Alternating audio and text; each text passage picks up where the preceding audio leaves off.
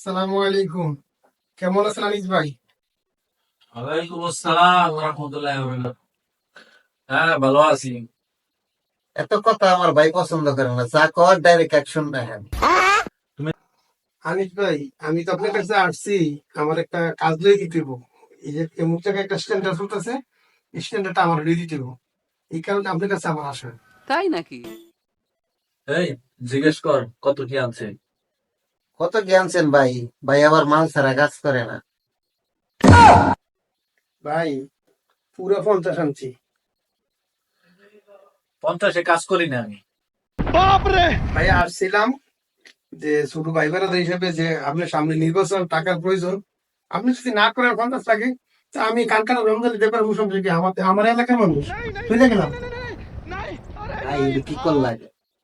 6 মাস ধরে কোনো কাম নাই, সামনে নির্বাচন, নবীন পাইছেন, ঠিক আছে, অনেক টাকার দরকার। ঠিকই তো কইছস রে। কি রে, বাইক গেলাম কি? ভাই, সামনে আমার নির্বাচন, আপনি জানেন না টাকাটা আমার লাগবো। ভাই, মাফ করে দেন। তুই মারা খা।